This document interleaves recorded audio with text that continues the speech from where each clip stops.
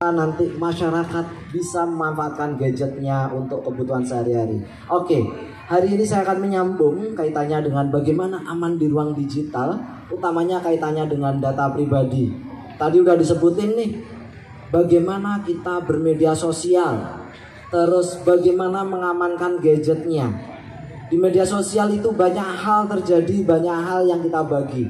Kalau kita bicara ruang digital, ketika itu ada sesuatu yang gratis itu ditawarkan, siapa sebenarnya objek bisnisnya? Objek bisnisnya adalah kita. Maka dari itu di tema hari ini bicara kaitannya dengan data pribadi, itu adalah sebuah komoditi yang luar biasa.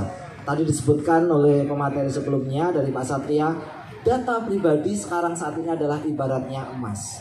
Oke, perihal hari ini saya akan melanjutkan bagaimana ketika di ruang digital kita itu melakukan transaksi di ruang digital. Hal apa yang mesti kita perhatikan? Kalau saat ini sudah ada loka pasar, sudah ada marketplace, dan berkembang saat ini menjadi social marketplace atau social commerce, yang di situ ada TikTok di dalamnya. Bagaimana memahami kita itu transaksi kita itu aman?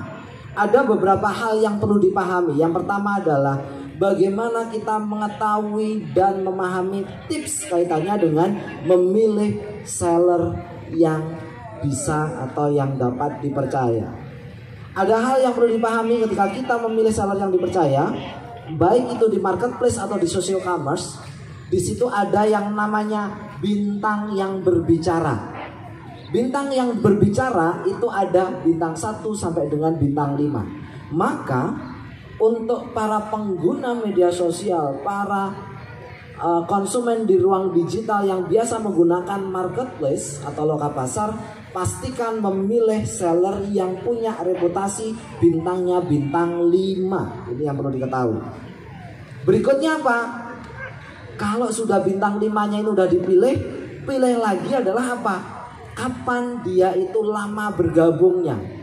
Kalau bergabungnya itu ternyata masih kurang dari 3 bulan atau 6 bulan, maka kita perlu perhatikan opsi yang lainnya.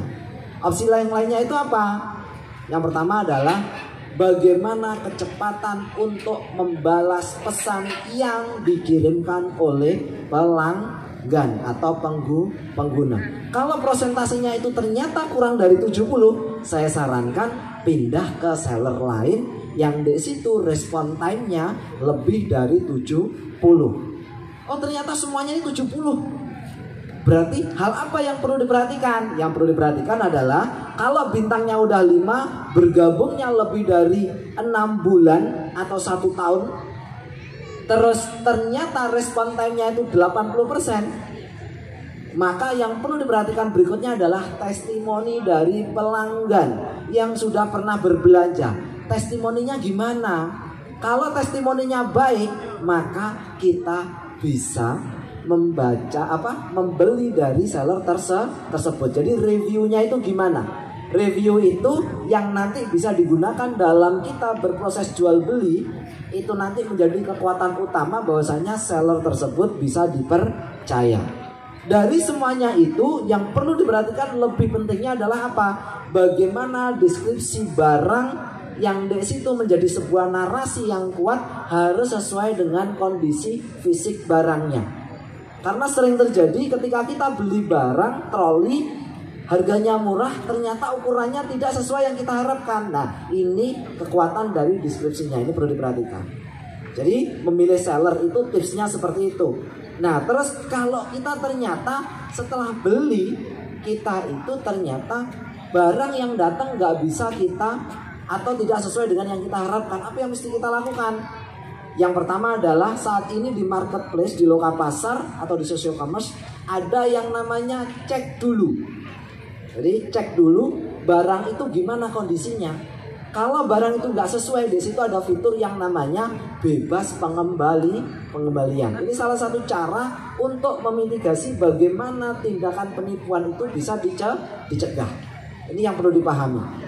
Jadi dicek dulu barangnya, kalau sesuai ya sudah kita ambil, kita bayar. Atau sebelumnya udah kita transaksi dulu, kalau COD kita cek dulu, terus habis itu kalau nggak sesuai bisa kita langsung kembalikan. Nah, dari situ nanti fiturnya di marketplace sudah ada. Kalau ternyata itu kita terlewat, maka yang perlu dilakukan kita bisa menghubungi layanan servis purna jualnya, customer service-nya. Kita melakukan komplain seperti biasa.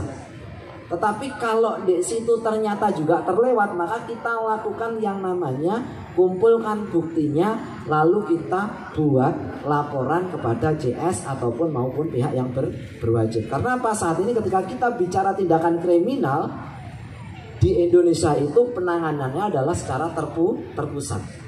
Sehingga dari situ ketika kita membuat laporan itu nanti prosesnya membutuhkan waktu. Sehingga apa? Kita selaku masyarakat harus paham betul gimana kita itu memahami kaitannya apa yang dijual, siapa yang menjual, reputasinya gimana, reviewnya gimana, respon time-nya gimana. Ini yang perlu diperhatikan. Yang paling akhir bahwasannya ketika kita bicara kaitannya dengan keamanan di ruang digital itu berbanding terbalik dengan kenyamanan. Ini yang dipahami. Oke. Jadi kalau itu berbanding terbalik, semakin susah, semakin banyak tahapannya, itu nanti juga akan menjamin kaitannya dengan keamanan kita. Tapi resikonya juga ribet. Itu yang bisa saya sampaikan. Kalau ada salah kata, salah ucap, saya manusia biasa, mohon maaf. Saya akhiri. Wassalamualaikum warahmatullahi wabarakatuh. Saya kembalikan lagi kepada Pak. Waalaikumsalam warahmatullahi wabarakatuh. Terima kasih Pak Ismanu, narasumber kita Pak Muhammad Ismanu Roziki SPD MKOM, Direktur